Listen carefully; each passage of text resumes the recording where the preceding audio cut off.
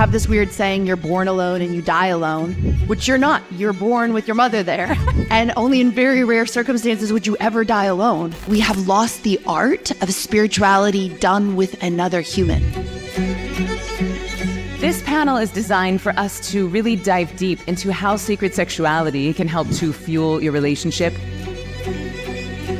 You get to meet the divine, the raunchiest, deepest, kinkiest, whatever you want to express, and the divine is present. Do you know the number one thing that people say when they're orgasming? Oh God, oh God, oh God. We change so much, and the change doesn't happen at the same time. The purpose of our existence is to evolve. So find someone who stokes that. Sacred sexuality becomes the brick and mortar that is higher, better, more powerful than the sum of the two parts that comprise it. How did you know that this was your person? And I think there's three things. Do you feel safe? Do you feel respected? And are you having... The more I see her spiral upwards and be this vector of change, of liberation, the more in love I am. I'm more passionately and insanely in love with this person than I ever thought was possible. I truly wouldn't be 5% of the man I am today if it was this woman. It makes me cry. Once you know that this is the person, how do you then make them the priority? How do you handle ruptures? How do you handle conflict? How do you know the difference between settling and compromise?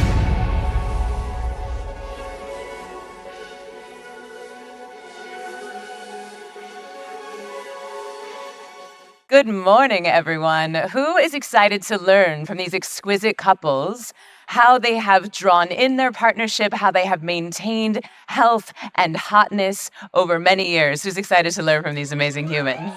Yes. And I'd love to know, how many people are single in this room right now? Okay, take a look around, find your other single folks. Okay, great. And how many of you are partnered? And if your partner is here, keep your hand up. Okay, exciting. So this panel is designed for us to really dive deep into how sacred sexuality can help to fuel your relationship, how these amazing humans called in their beloveds, and also how they handle conflict. And the fun little fact, every single couple on this stage right now has broken up before. What? So we're going to learn what happens when you break up and come back together and how the ruptures can actually be opportunities for greater intimacy. So I feel excited for this panel because it's really our biggest time during this whole conference to talk about sacred sexuality inside of relating. And obviously, a relationship can only be as healthy as the people in it. But I'd love to start with you, Layla. How have you, obviously this is your life's work, but how have you found sacred sexuality has enhanced your relationship with Baback? And this is something I'd like for each of you to answer because it's obviously the theme of our panel. And then after this, you can just take the questions that feel most relevant. But how has sacred sexuality made this relationship what it is and perhaps different from past relationships? Yeah. One thing I find fascinating about sacred sexuality is that it's spirituality deeply practiced with another human. And in the West, we've really internalized this idea that spirituality is solo and it's only lone wolf. And we have this weird saying, you're born alone and you die alone, which you're not. You're born with your mother there. And only in very rare circumstances would you ever die alone. And while there are certain aspects of the spiritual journey that you can only do solo, right? That it's so important to meet yourself. I believe that we have lost the art of spirituality done with another human.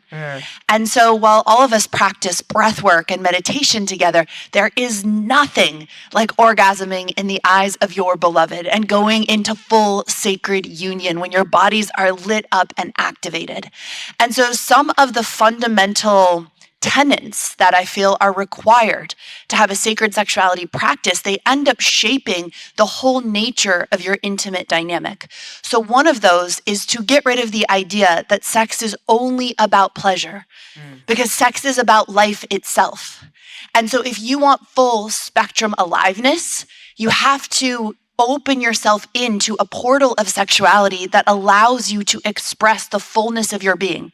It'd be like if you went to an ayahuasca ceremony and you were like, I'm only going to feel pleasure. That's it. I'm only going to feel pleasure, right? How long until you cracked? Or would you just not be able to do the ceremony at all? So one of the beautiful things about sacred sexuality is we get to express the fullness of ourselves, and that starts to translate into everything that we do. We're no longer just playing nice. We're no longer always wearing masks, because if I can scream like a wild banshee covered in sweat with my tongue hanging out and be the dark embodied goddess on top of his cock, then like we can also be more real at breakfast. Yes. One other piece is that we are energy fluent. You can't have sacred sexuality without an activation of energy. And again, activation of Kundalini or activation of our chakras is usually something that we're taught to do alone, right? We do it in a yoga class, we do it in meditation, we do it solo in ceremony. So to get to be energy fluent with another human, to have our Kundalini speak to itself as we're making love, to have our heart chakras activate together, to touch our third eyes together in union. All of this feeds sacred sexuality, and it also creates a spiritual dimension to our relating that I believe all of us deserve. It's not just for a special few humans, it's what all of us were built to experience. So beautiful.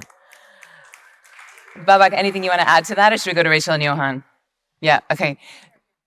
So I'm specifically interested with you two, because both of you, obviously this is your work as well, but the thing I hear the most from our expanded friends group about your relationship is this idea of co-devotion. And so I'd love to know how your co-devotion plays in with sacred sexuality. Yeah, I think to what Layla expressed that I think is not widely spoken about is like from the very first moment we have had a shared practice. And that's been like, that was our first date, was meditating on the beach. That set the tone for our relationship, no matter in the midst of like the craziest rupture, the most betrayal and devastation, we came back to our practice and we came back to sexuality. And for me, I was like more of the newbie. I was practicing on my own. And then when I met Johann, I went right into deep tantric practices. When we first got together, he was edging and not coming at all for the first 6 months of our relationship. So me as a woman moving into that space, I was like, what does it mean if he doesn't come?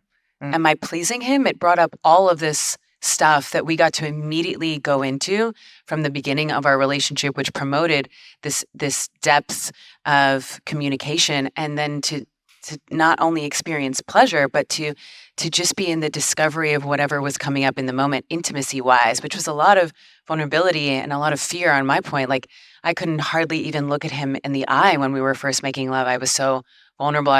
Even though I was projected on to be this type of woman, I hadn't even experienced that myself.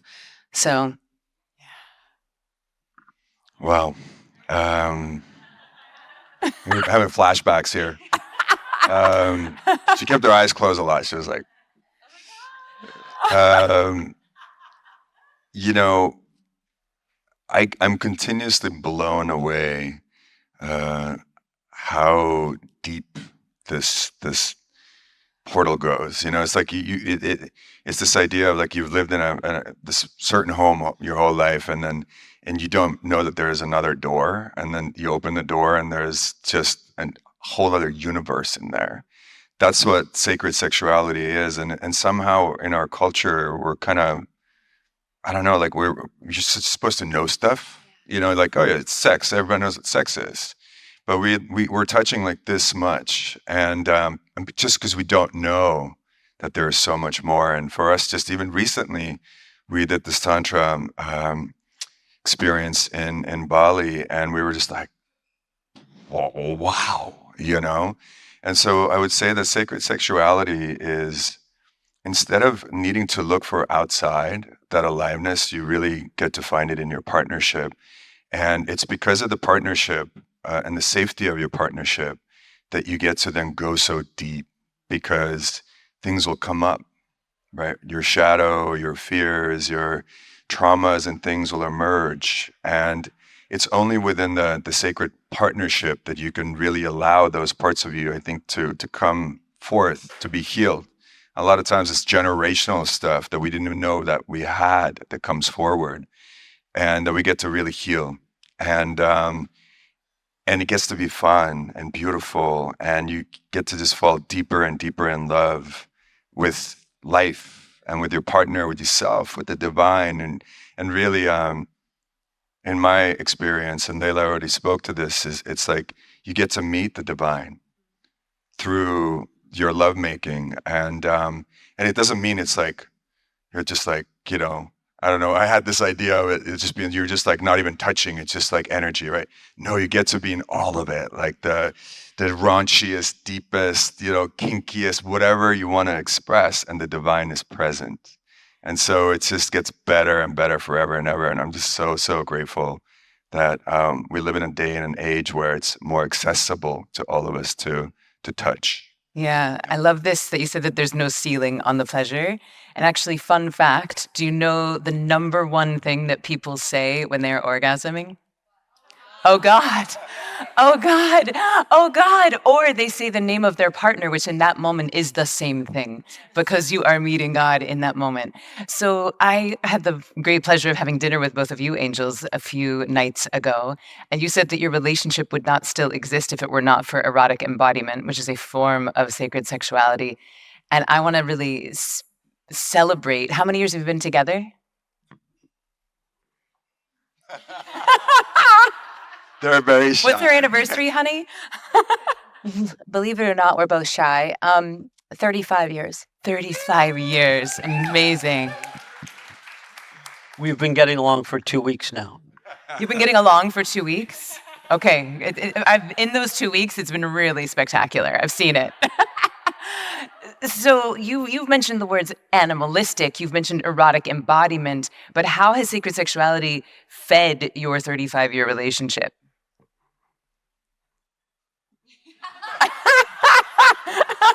You did know this was a panel on sacred sexuality, right, Richard?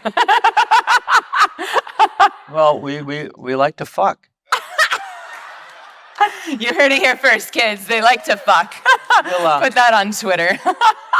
I spent an entire season as a young kid, going to a football game in New York City behind a pillar.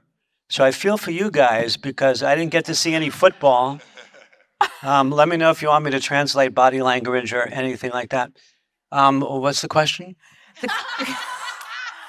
Okay, so when I hear the term fuck, I think 3D sex, like physical body.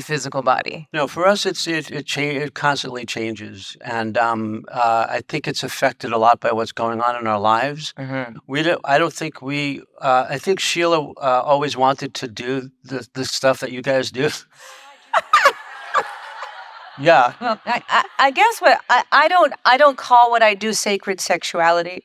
I call it animal embodiment. And so he and I learned very early on to ride our animal energy.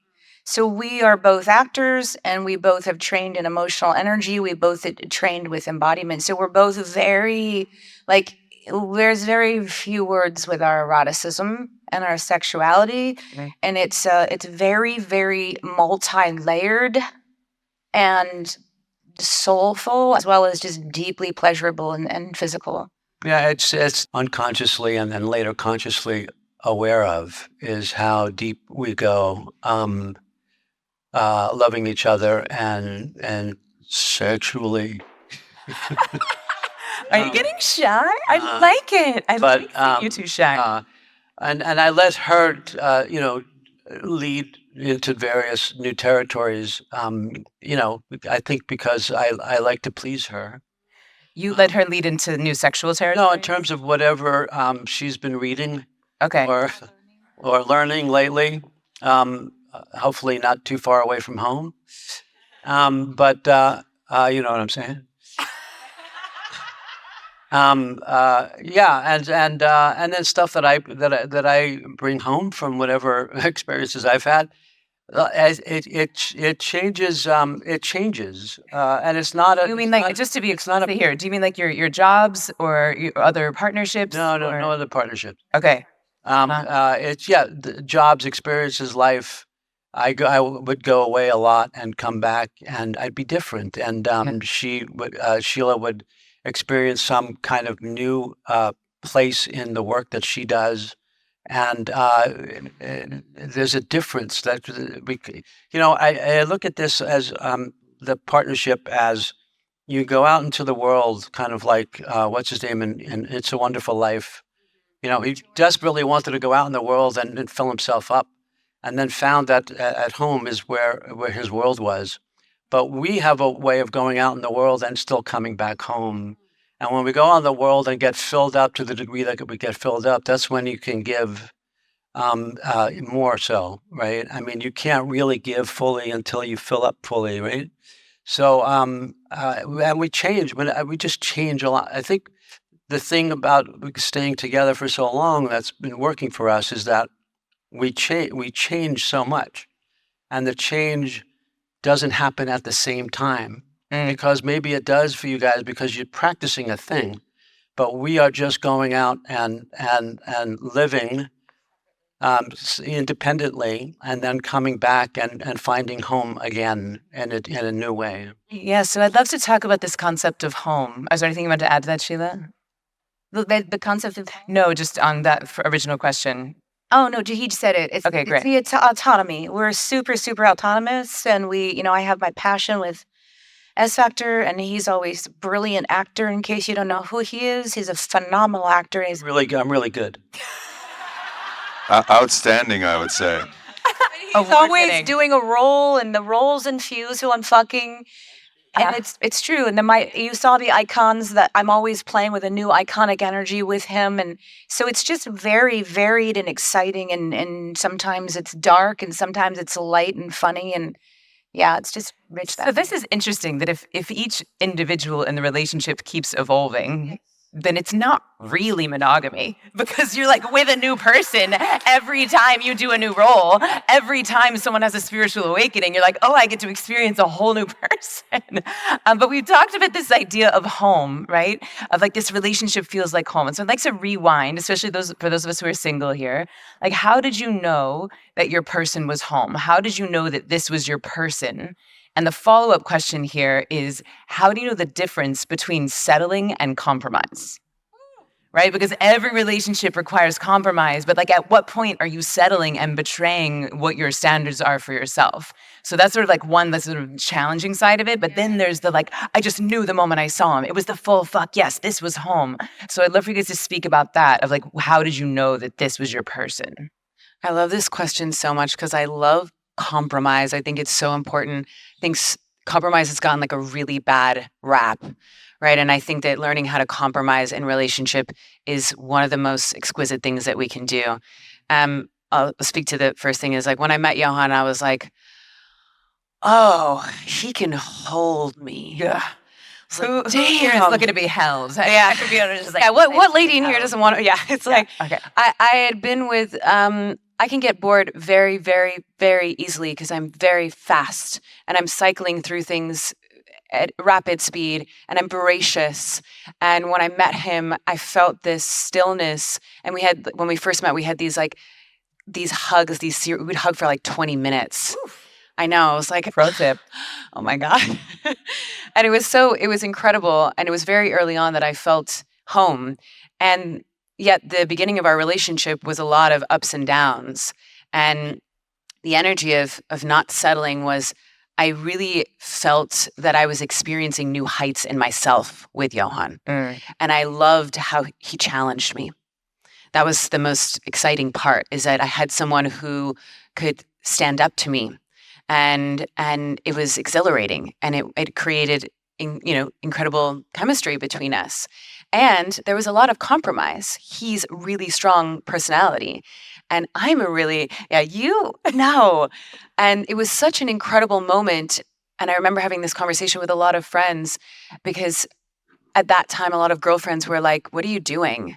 It was like, and I'm like, I'm making an adjustment, but the adjustment that I'm making is better than what was. Oof.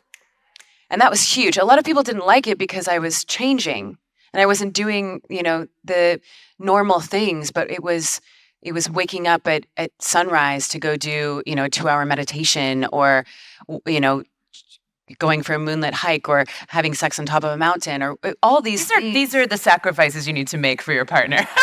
You know, These are the real. She really put in the time, you guys. I did. It sounds like a tough road, Rachel. It was. I'm sorry. But I think it's a really beautiful, important question, because when you, and I loved what you said, Sheila, is like you're changing constantly. And a lot of us have heard this thing of like, find a partner that doesn't ever make you change. Oof. That's a really old standard, right? We are meant, like, the purpose of our existence is to evolve. And so find someone who stokes that. And in a way, who challenges it a little bit, who's willing to stand in front of you and ask you why you're choosing something that doesn't necessarily give you what you want, right? Where is that connected to? So beautiful.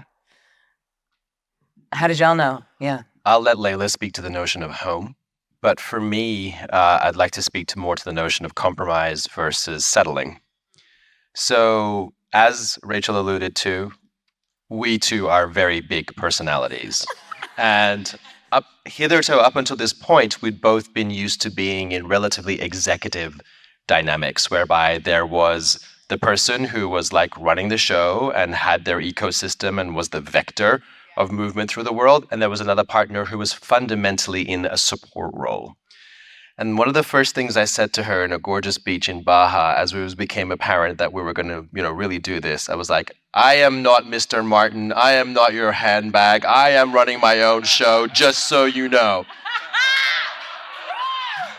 Yeah. And she was like, cool, bro, settle down. What, did that turn you on, or just really quick? Were you like, yes, this is so hot, or were you pissed? The funny thing is, the room is in her name, and every time the sixth senses pick up the phone, they're like, hello, Mr. Martin, which hilarious. Anyway, I digress. So very, very quickly, very early on, it became apparent that there was this extraordinary degree of upward spiraling that was going to be available to us. There was this phenomenal exchange of codes, of mystic traditions that was waiting to be birthed between us. And there were also these fairly crystallized, dare I say, egos in the way going.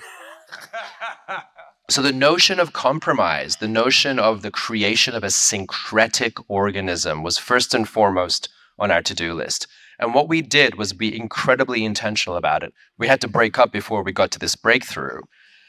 But we really sat down and thought, companies create an ethos. People write a mission statement for how they move in the world. So shall we for our container. And we individually wrote down our top 10 values. And then we sat down and we found where the 20 things that we'd listed, obviously some of them were going to be exactly the same. So they went to the top of our joint value list. But from those list of 20 different values, we came up with an amalgamated 10. And this was the North Star. This was the philosophical North Star and the ethos of our container. And then we worked to embody and live in accordance with this value set through the principles of truth, love, beauty, and harmony. A three-legged dynamic stool, right? That's 4 legs. Like Truth, love, beauty, harmony. beauty / harmony. Okay, all right. Beauty fine. and harmony are actually, so they're interchangeable, Okay. right? So neither of these three things can be compromised at any one time. If you forsake truth in order to maintain beauty, harmony, or in order to create a sense of love, both of those things will be eroded in the fullness of time when the betrayal of truth comes to light. Right. Similarly, if you bludgeon your partner with unkind truth, beauty and harmony will suffer, I promise you. So we found that in the dynamic balance of those things, there had to be a rewriting of the way in which we showed up in relationships, massively, to account for the bigness and the grandness of the other, but to simultaneously be the wind under one another's wings, but to also ensure that we move forward as individuals and that our joint we moves forward simultaneously at the same time. Ah, so beautiful. So if you were going to give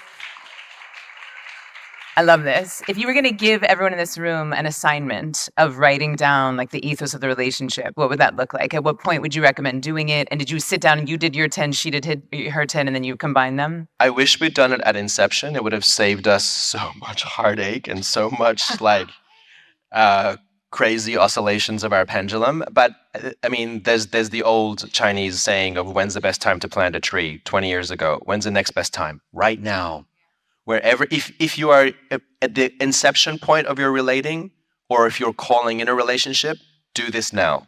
Do this for yourself. But wherever you are in the point of your union, make a point, make a time to do this, because this creates the framework that allows a thriving ecosystem to come into being. And then when you add sacred sexuality and non-discursive energy exchange into the fray, into the equation, incredible things start to happen.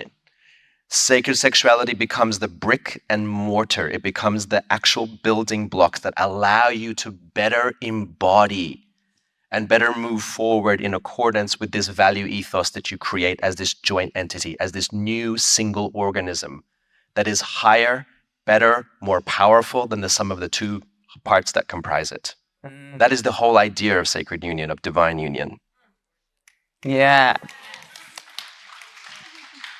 What is it? Home? Yeah, so speaking to home, physical home, we're a terrible match because Baback finds incredible peace in orderliness and everything being incredibly clean. And anybody who knows me well will tell you I am legit the messiest human that has ever existed. It's outrageous. So we just decided to have 2 wings in our house so I can be messy as fuck. But in terms of where we found home, we actually did have the experience of the first moment that we saw each other, which was at Burning Man. He actually came to my sex magic with Miss Emily Fletcher guarding the door. And that was when Vishen found all of us. And 2 years later, here we are sitting on stage. And when me and my beloved looked each other in the eyes, that was the first time that I ever felt like, oh, wow, like I know you. I know you. And that, because every single time we find each other's eyes again, that feeling sustains us, along with the experience that our sense of what can we build in partnership with other people, no fault of their own, nothing on the other person, but the alchemy of a partnership is so important. And we felt instead of planting a garden or growing a singular tree, we are in the Amazon rainforest together. There's infinite possibility, there's infinite growth, there's infinite depth. And those 2 things combined keep us in it. And I think for every couple, it's different of what makes you stay in it. Because for us, I have, as I shared with you yesterday, really deep daddy issues, right? I come from complex trauma, childhood sexual abuse. Baback is a child of war, grew up in Tehran during the revolution with his family targeted. And so it's taken so much for us to learn to honor the beauty of what we have and the love of what we have beyond our trauma. And yet that feeling of being so at home with one another and the jungle of relationship between us being so beautiful that we are so compelled to grow it and create it and see it thrive, that it also makes us do some of the deepest work on our triggers and traumas because we absolutely trigger the fuck out of each other. Yeah, and we're going to be talking about this in a moment, but I'd like to hear from you, Richard and Sheila. How did you know it was home? How did I what? How did you know that he was home, that this relationship was home? I did not know that he was home. I didn't even know that he was even a remote town near me. Here's my list that I made once in my 20s when I went to a seminar. 6'4", from Ireland. Lawyer, super buff, huge Irish family. So wait. So when this dude came fucking crashing into my life. You're laughing over there. So honest to God, when he came, literally, what is it when a man just fucking comes in? What is that? Ejaculation? Motherfucker. Yeah, but it was like he just broke it down. He broke into my fucking soul. And then I was like, who is this may I say, Jewish man from New York City who's not Irish. My mom's Irish. Anyway, so I was like, who is this guy? And I was just like, get away. No, come close. No, go away.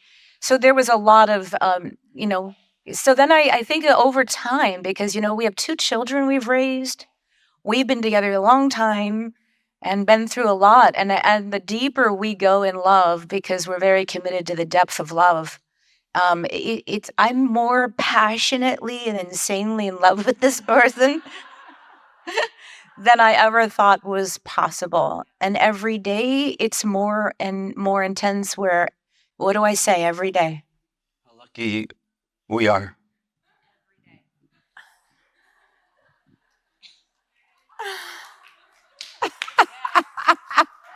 I feel like I'm 6'4".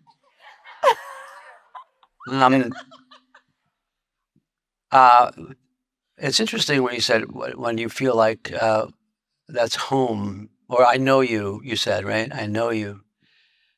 When Sheila said that, it was the 6th month.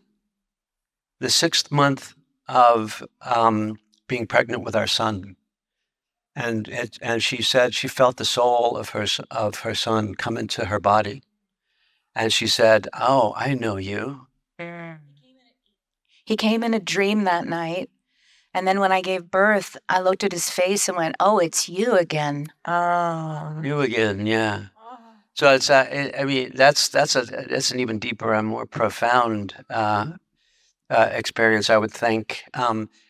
But you were speaking of compromise, and right, and when we were younger, before kids, it was like, no, I don't want to do that, and there'd be conflict, and we'd break up, and then we realized we couldn't be apart, and fuck, and then that pattern. But once your kids, your children come into the world, then you understand the word compromise, because your life changes for them, as well as for each other, because you have to help to make each other better. Better parents, and be there for each other. And you give up career, and you give up possibilities, which still hurt. Especially because a lot of my opportunities were overseas in England, and she would say, your daughter's the point guard on the basketball team in high school. How are you gonna live with missing that? So that's where compromise really, that word really makes a difference for us, I think, because and our kids have turned out to be extraordinarily special people. Can we get Sheila some tissues? Look at their love for their children. It's so, so spectacular. And so, what do you love most about being parents, and how has parenthood deepened your love for each other? Yeah, more. These tears we have is what you're seeing is the depth of love and a life lived and committed to each other. And we truly believe that love is a soul carver. It will carve all the shit that you don't need off of your soul, so that you get to the real essence of who you are as souls in the world. And children do that as well. And so he said compromise. Well, we were both actors. He was the moneymaker. I gave up acting for years to raise the children, to be there with them. And again, it is painful, and it's still painful, right? But these are the compromises we make. And now we got these 2 human beings that we are so madly in love with. Our 24-year-old just got a part on Chicago MD. Yeah. And she was on The Good Doctor with him. And so the pride, the beauty, the way that now we have knitted together a family from the fabric of who we are as individuals is breathtaking and exquisite. One more thing, does anyone remember a TV show called Saved by the Bell? Yep. Oh, you liked it, huh? Loved it. The first, what's happening? Your tissues for the tears, Sweet. the eminent tears. Thank you. When we got pregnant, the first offer I ever got as an actor was for Saved by the Bell. You're cheering, and I accepted the offer because my hormonal response to pregnancy was I got to make some fucking money. So I took this job, and it was the worst day of my life. Those 4 kids are lucky to still be alive. And that was the beginning of a long list of compromises. But it was something happens when a lot of the stupidity, I look at it as stupidity, goes out of your brain as soon as you find out that you as a couple are pregnant. And all of a sudden, the career, you're nodding your head because you just had this experience. Your focus becomes different. It becomes clear, and a lot of the silliness that I brought with me about career and the anger and the rage of having to go through the process to get roles and all that stuff disappeared, and I became a warrior. A true warrior at that point in terms of my own stuff, but for the sake of her and the family. It seems like it's a natural prioritization, but it seems like each of you have prioritized each other in your relationship. And so what I'm curious about is that, Rachel, you and I were speaking, you said that you left a lot of 97% relationships. I'm fresh out of a relationship that I felt like was an amazing 97%. And so I think that for many of us, a lot of conflicts that I hear in relationship is like, should I stay or should I go? Like, do I know this is the person? This is happening. Should I stay in it? Should I keep working on it? Or is this a 95% and I'm betraying myself to go for the 100%? And so in your dynamics, because like I said, each of you have broken up, which I just want to really note that like here are these 3 beautiful examples of what is possible in a relationship. And all 3 of these couples during different times have had conflicts, have broken up. So what is it that just like you prioritize your children, why do you prioritize this relationship and how do you do that? Once you know that this is the person, how do you then make them the priority when in a world that is clamoring for your attention and time?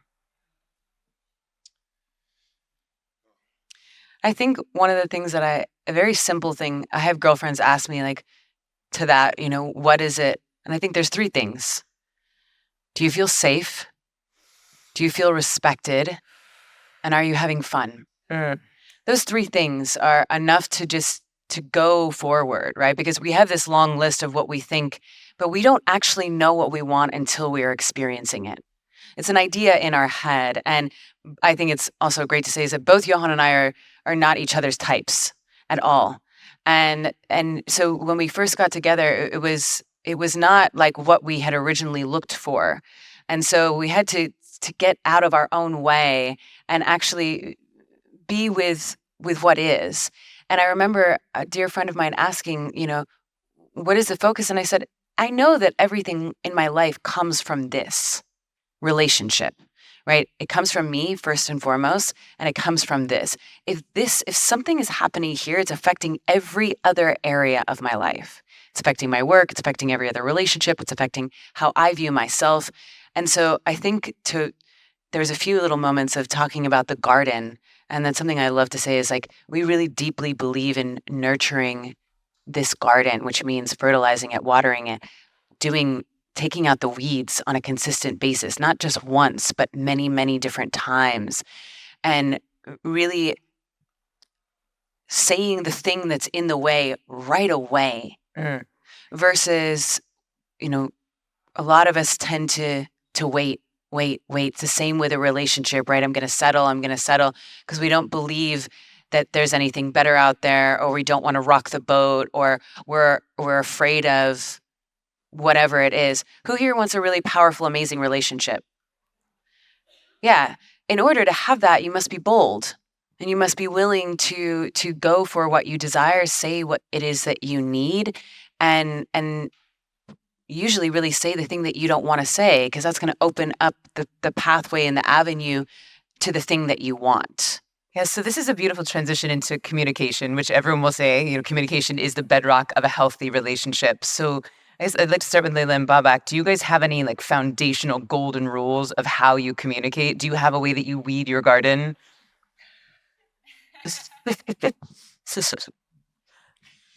For two international public speakers, sometimes our communication behind closed doors leaves a little to be desired. Thank you for the real.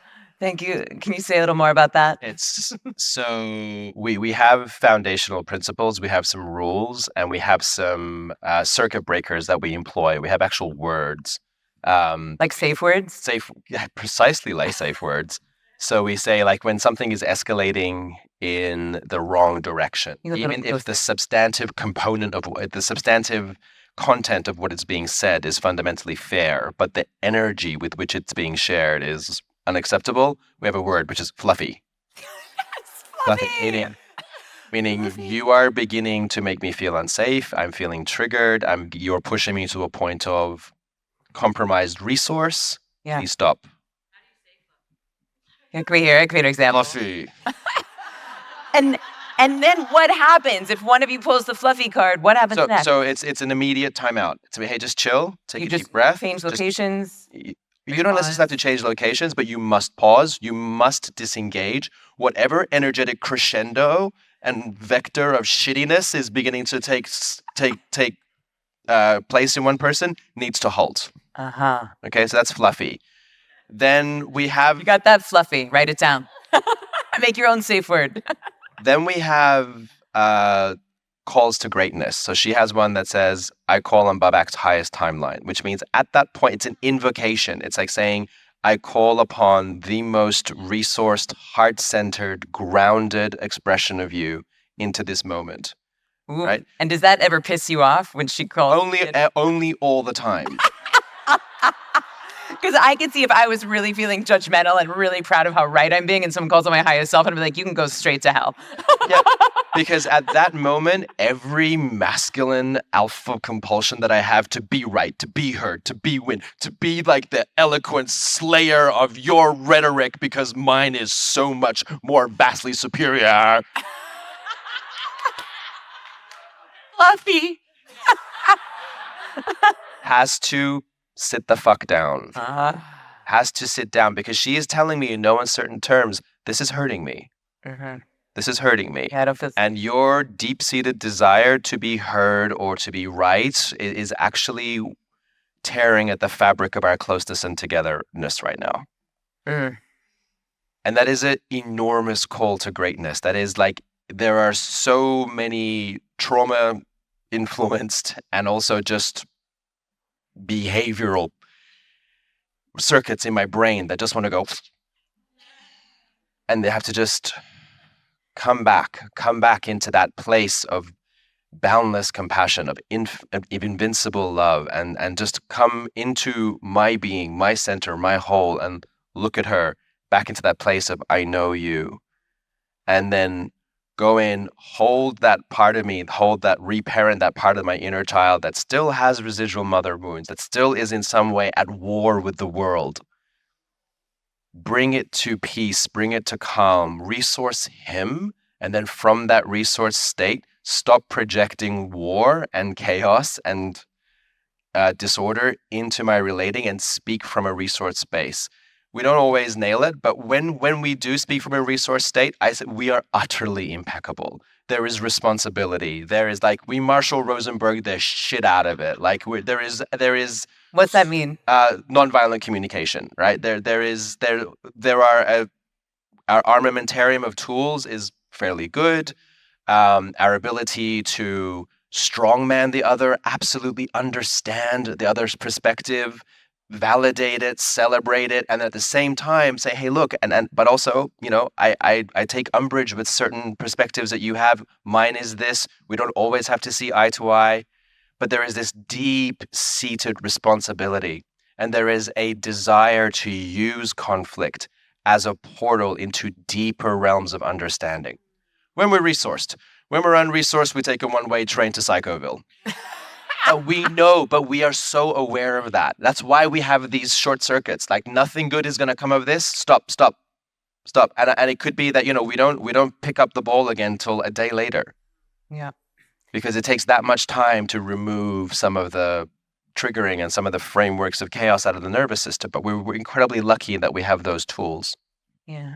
And just a few quick points. Well, number one, we asked Rachel and Johann for communication guidance because they really are experts on this and have honed it so deeply in their partnership.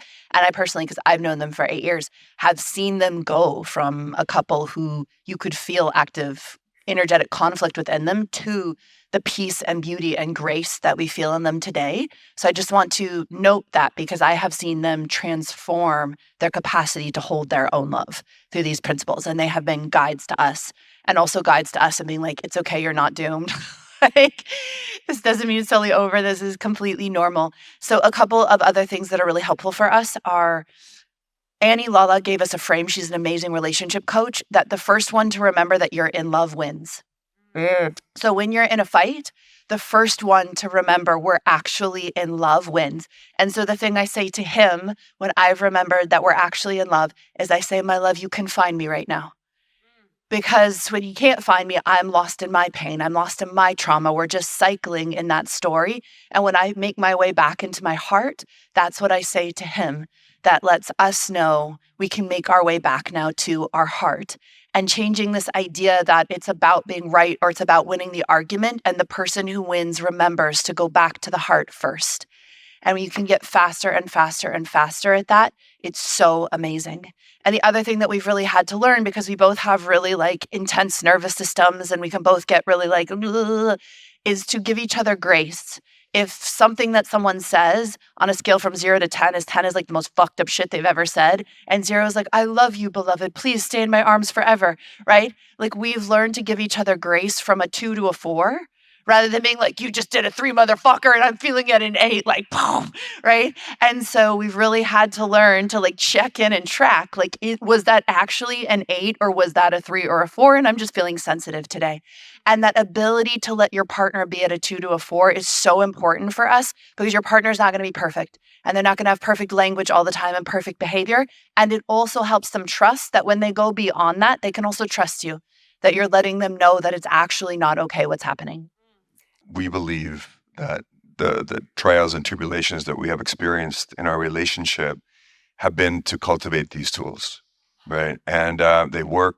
They're amazing, and yeah, they're everything. And through that, you get to grow deeper and deeper in love and respect, and you begin to no longer be afraid of the contraction, the inevitable contraction. The ruptures will come, right?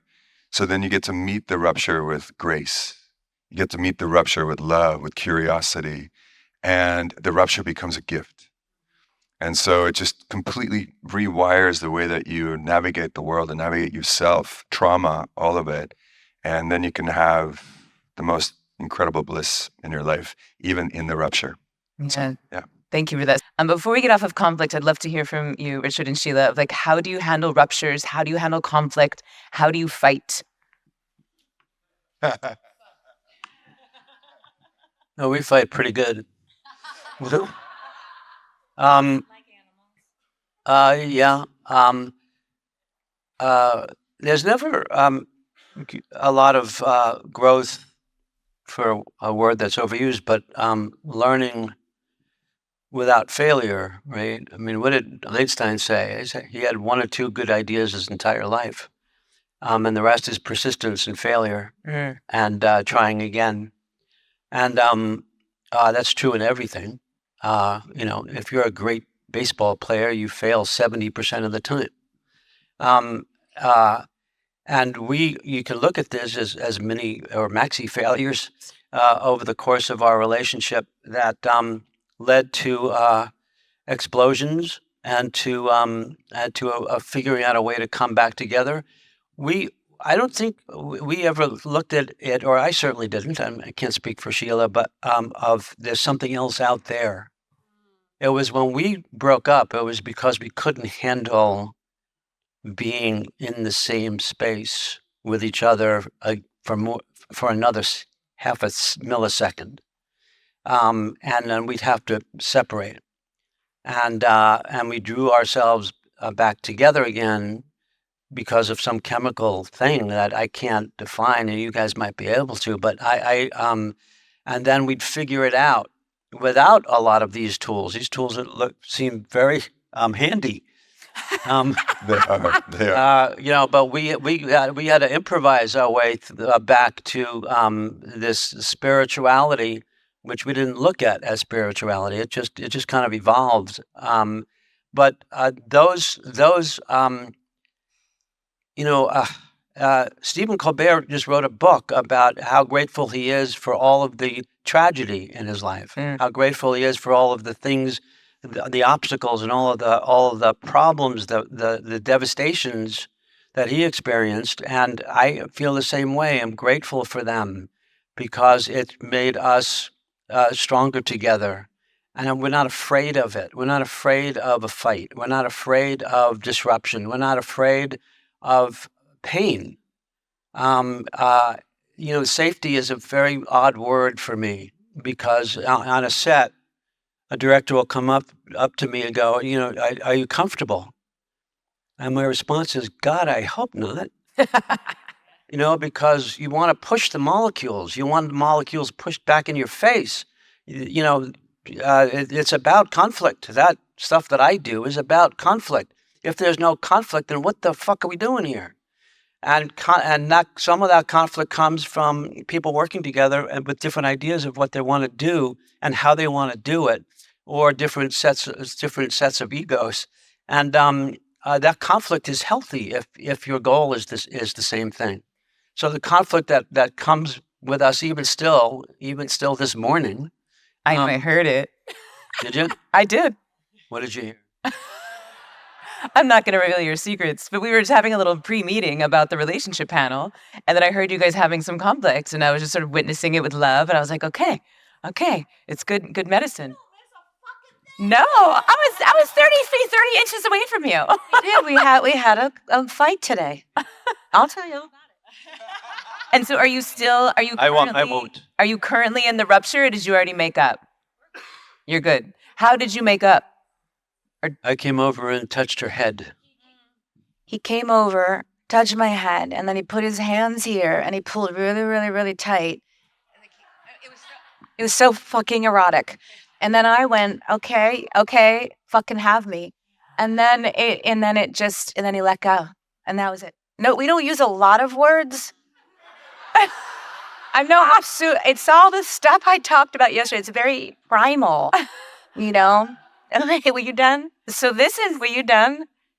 I wanted to share something, if I may. Yeah. Has anyone ever been in a relationship that they gave up on or want to give up on? I'll tell you what. We broke up. I got knocked up. We were breaking up, and I got pregnant. It was like goodbye sex. And then we broke up again, and then we got back together. And then I got 8 months pregnant. We broke up again. We got back together for the birth. The baby was 3 months old. We broke up again. And one of the things that is, Baback, you said it so beautifully, is every single moment of him carving all the crap off of my soul is releasing the ego of having to be right all the time, or having to be, I guess the word is right or correct in this situation, because if I hadn't allowed that to happen, we never would have continued on to where we are today. So there's definitely treacherous roads in a relationship that you want to have go deeper and deeper. But one other thing I want to say to women, I spent the first 10 years of our relationship trying to castrate him. Did not fuck it. Well, and I told you yesterday, I caught myself. S Factor changed everything from my perspective. And then all of a sudden I realized, you know what? And then the kids came, and I started to put the kids in front of him and me. And I went, wait a second. No. Number one is me. Number one is him. Number two is this relationship. the children will get fed from the relationship when the relationship is work. And I swear to God, this is true. Our children have the best attitude about relationship. They see two people madly in love, and they see that they did not prioritize over him. So beautiful. It's another way to say it is that, she's nuts. I mean, she's out of her fucking mind. And and I am too. But there's a respect for each other's insanity, which is another way of saying, it's impossible to be right. It's not a possibility. I cannot convince her of anything.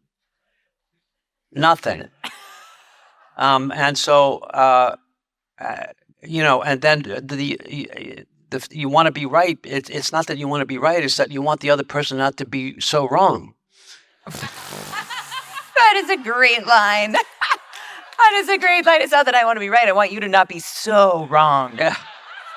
So wrong. And it's just, and you realize that is a result of a compilation of paradigms that have been drawn into her for decades, right? Yeah. And the same with me. And we're not going to meet on many things, but it's the insanity that is not only highly sexual, but it's fascinating, and it's life. You look at our country right now in America, and there's nothing but divide. But if you start talking to people, you start to realize why. You start to realize that insanity. They think we're as insane on my side as I think that our side thinks theirs. And then when you talk to them, you realize there's a certain rationality with a certain set of paradigms, a certain set of indoctrinations that have brought them to this point. They're basically good people, and they want to do the right thing for themselves and their country and their family. You know what I mean? Yeah, so it's like what Layla said of you can find me. It's like if we as a country can find each other in the humanity, it seems like there's a relationship happening even inside of the country. My first therapist when I was 24, he looked at me and he said, Emily, you can either be right or you can be happy. And I said, I'll choose being right. Thank you. I really love being right. And so you gentlemen have chosen 3 very powerful queens to partner with in this lifetime. And so I'm so curious, what drew you to these women? And then how have you navigated the sort of stereotypical gender dynamics of masculine and feminine when you're dealing with a wild, feral, amazingly intelligent, powerful human? Yeah, and I just want to qualify this for a moment that part of this question when I was really thinking about it is I grew up in the era, as I'm sure many of you did, of Clueless and the dumbest representations of the feminine and what's attractive to men. And so I remember thinking very early on, I'm going to be powerful. I'm going to be spiritually deep. I'm going to speak my fucking mind. I'm going to let myself be brilliant, and I will probably die alone. Because the messaging I got was that your role as a woman was to make a man feel super comfortable and to play a very narrow, limited role in order to be chosen or wanted. And I just want to articulate that because I know there are so many powerful women in this room who got fed some of that narrative. And men got fed a similar narrative, right? Which in some ways is a very weak view of the masculine. The only woman that will ever make you happy will just kowtow to your ego and be a nice object on your arm, right? As though you're not deeper and more powerful than that in your relating. And so I think what really surprised me as I grew up was how many amazing, powerful men were making this choice to be in partnerships with people who met them, people of any gender. And I know that we all still battle that conditioning inside sometimes. As women, should I be smaller, more contained, more that whatever society told me would make me chosen. And for men, sometimes there's a lot of conditioning around what it is to feel powerful, and if she's controllable, if she feels smaller than me, she's, one of my mentors called it, I want to make her a swimming pool instead of the ocean, right? And it goes both ways. Like, I want to make him a grow lamp instead of the sun. And so it's speaking to a dynamic of actually letting ourselves be as vast and powerful as we are in partnership, and what it takes to choose something like that, sometimes beyond our conditioning.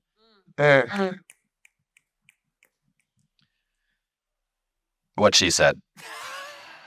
I can't put a process to how I arrived here. This is my North Star. Truly, the exaltation and augmentation of divine power is it's an integral pillar of my entire life. I am in no way diminished by virtue of her expansion and her expression in the world. Far from it.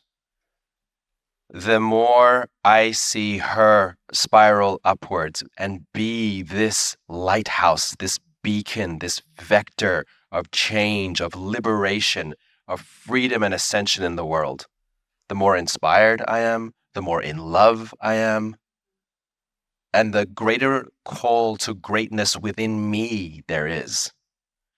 Seeing her soar, ascend, fly, be the radiant beacon that she is, fills my cup and also inspires me to dig deep and nurture my own gifts even further.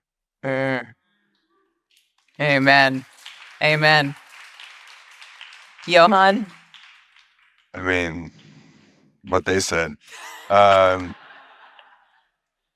It's interesting. I'm still doing a little callback to Sheila and Richard's expression, which is, we all have different nervous systems. And like, I couldn't have been in their dynamic with my nervous system. I would have murdered somebody, You mean breaking up around having Yeah. And just like, I can't be in that without, like, I have a lot of patience, and then there's a very short window where it's like, I see red, black, and then, bad things can happen. Right. So it's really good to know your own archetype and what if I was with a person like that, it wouldn't be sustainable. Right. So we're all different, and that's important to know. And this leads me to Rachel. Rachel put up with a lot of my shit, and I had a lot of fucking shit. Like, textbook avoidant, and with zero responsibility, like, a freight train, like, and, spiritually bypassing, like, since the age of 14. And so Rachel, makes me so emotional.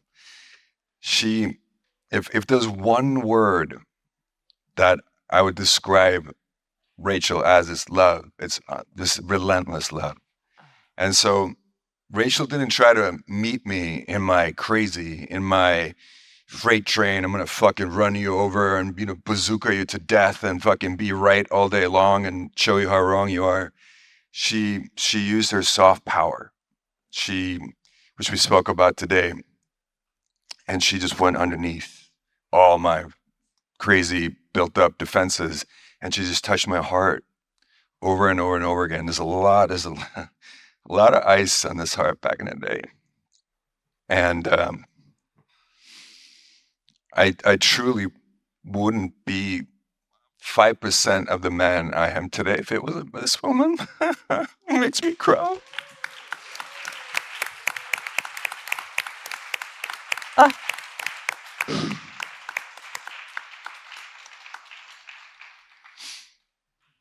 Yeah, and it's so beautiful to be this open, to be this vulnerable, and to share these tears of immense gratitude. Oh my God. So the power can show up in so many different ways, and you ladies, you guys are so powerful. And, to the men out there, don't be afraid of the feminine power, and help them also be powerful and really show up. The more that we celebrate women, and to what Baback was saying, I feel exactly the same. Like, when Rachel is succeeding, I was like, so inspired. And I'm just going to cry and cry. So Great. I'm going to pass the mic, but all these women are so inspiring, and I'm just in awe of you guys, and so many of you here, and just thank you. Thank you for who you are and how you do. I'm truly grateful. Yeah. So before we hear from you, Richard, and then we're going to wrap it up. Rachel, you said to me the other night, you said, I am a powerful woman, and I have a lot of veracity, and there's a lot to me. And I saw this side of you that I actually hadn't seen. I mean, obviously you are this force of nature, but you do lead with your softness. You lead with this really classic femininity, I would say. And so when I saw that piece of you, it was like, oh, this is a side of Rachel I'd never seen. And I realized that you lead with this softness in part because of the container that you two have created. And I think it speaks to your three values. Like, do I feel safe? Do I feel respected? And am I having fun? And I'm going to really just celebrate this because it feels like you've been able to love in a new way because of the container and the safety that you have provided. And so bravo and thank you. All right, Richard. What do you want to say about this wild, beautiful, erotically embodied woman? Why did you choose this queen? How did you know? Actually, here's the question I want to ask you. Did she ever kick up your insecurities? Did her strength ever point at things that made you feel insecure about yourself? Yeah. Trying to remember exactly when or what, but yeah, because I'm a floating boat of insecurities. We all are. But and then you find a way to use that and make yourself powerful again, and that cycles back and forth. I'm not done being insecure, it comes back every time I walk into a room full of people. I have a mild panic attack, and then you find ways over the course of your life tools and to help you get beyond that. But does she bring it out? Yeah, because as we've seen how important these women are to us. If she is not queenish, then I feel like I've failed. There are times when I feel like I failed her, and I would say that's about as insecure as you can get, and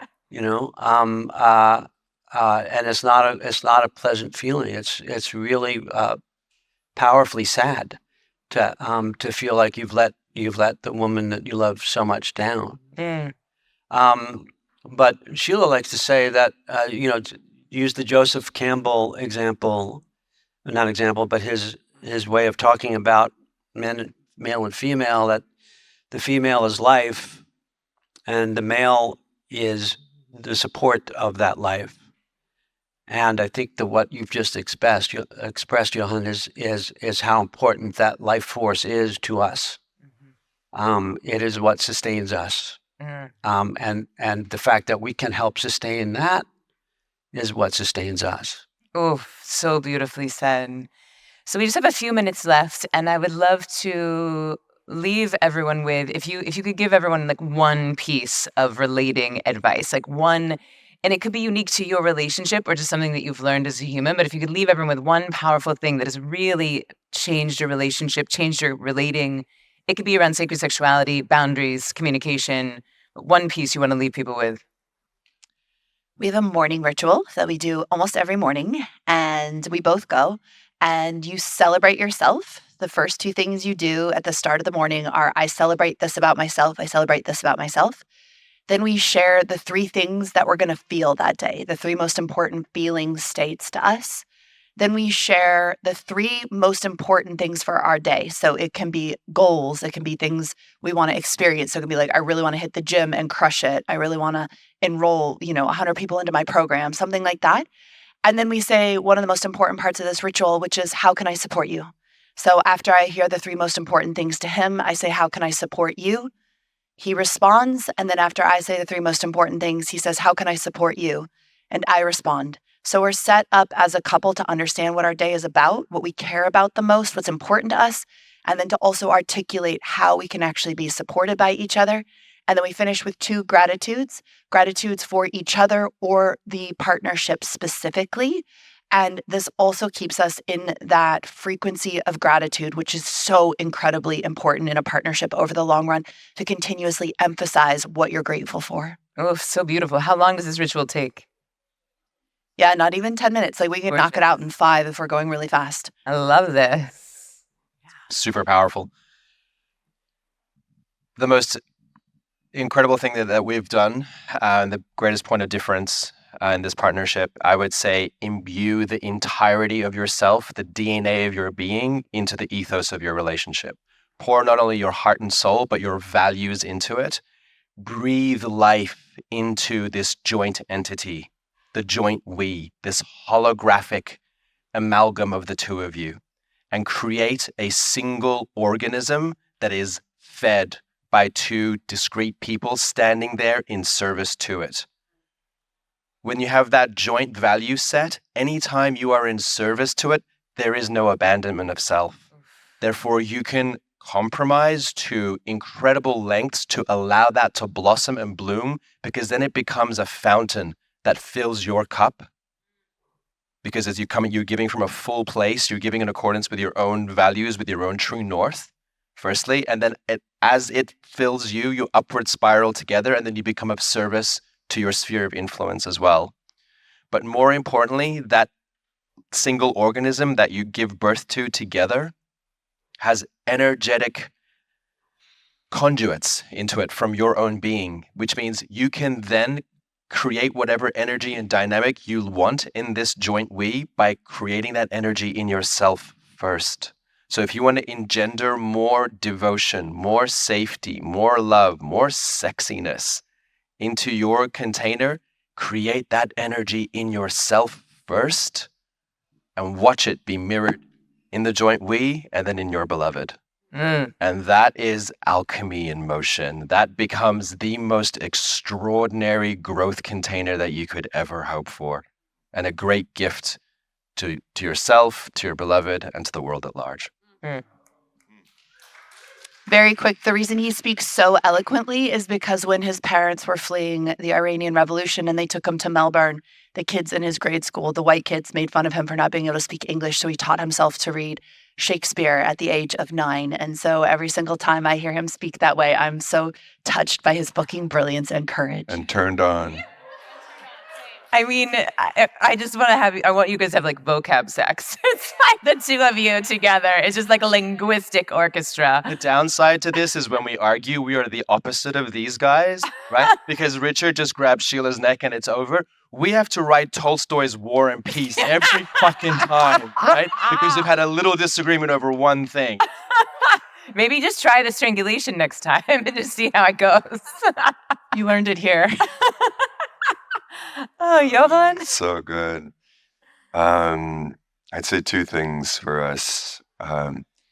Share practice. For us, it's non-negotiable is pure breath every day, which some of you guys maybe will experience today. And a practice in a way that allows your somatic being to express without the critic, without the thinker, and to merge on a level that is deeper than just the mind and the thoughts. So much gets communicated in that that would take you 100 years to communicate with words. If I don't even know it's possible. Maybe these guys can. And I would say the second thing for us is we only co-devotionally communicate. We don't fuck with anything else. So, and we bring it into throughout the day. It's not just in a rupture, right? We don't save it just for rupture. But you find, it's going to be 3 things. Sorry, it's coming. You have more. And so really like get artful and skillful in your communication changes everything. And the last thing I would say is we create together. We're in constant gratitude for each other. And we, yeah, I'm going to leave the gratitude. You can do the next part. There's a lot of things. Okay. I would double up on what Layla said is appreciation and gratitude. We're in that, I would say, predominantly the entire day. We're constantly I mean, I think we tell each other we love each other like thousands of times a day. And it just is. By the way, as an ex-avoidant, I had like so much resistance to this in the beginning. So even if it doesn't come to you naturally, you can totally train yourself to that, and it becomes the most natural thing for you. So just know if it's an edge, like Lean into it. This is a changed man, y'all. He would have never cried in front of you guys a couple of years ago. It's like, this is what love does. Seriously. And the other really important thing is making intimacy a priority. Like we're big advocates of scheduling sexy time because we both run our own business and we're busy. And when you sometimes like you can let your closeness block you from intimacy. Right, you become like you're doing your thing and you love each other and sex can sort of be pushed out of the way.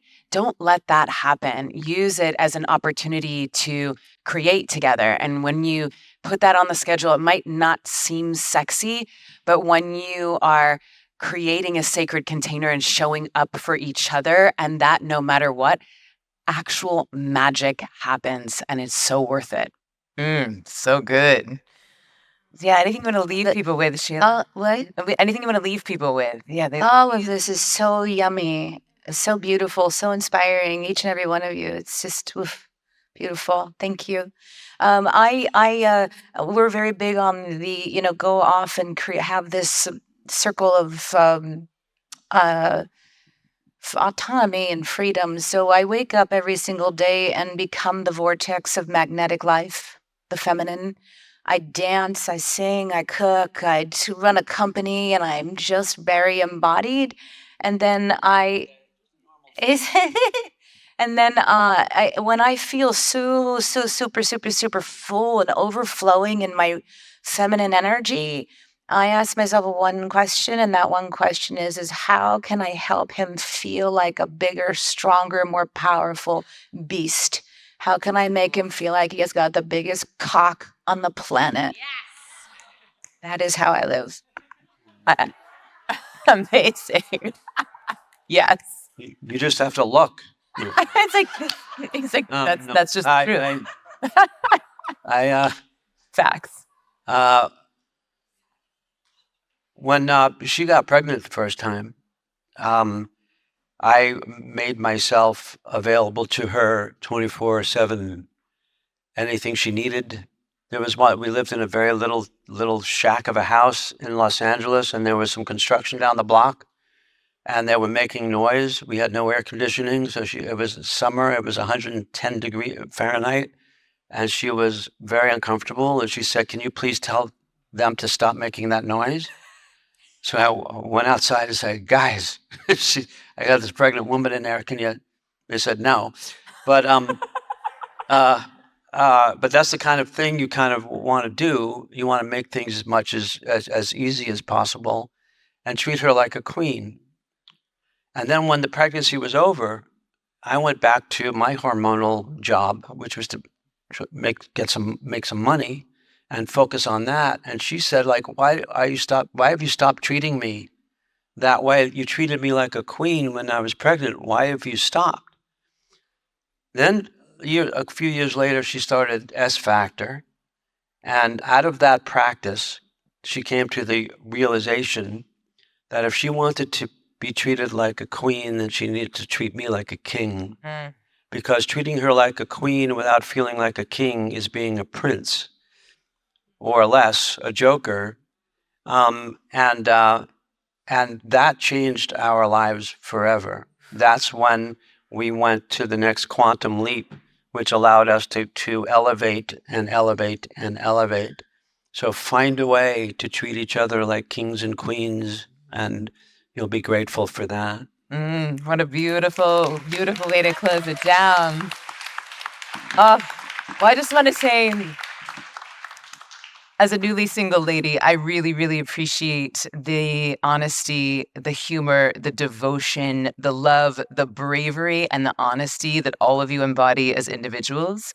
And then the way that you have amplified and healed and made each other better through your unions. It's a beautiful example. And I want to reflect how brilliant you are and how wonderful you are and how you carried this conversation so beautifully and about it.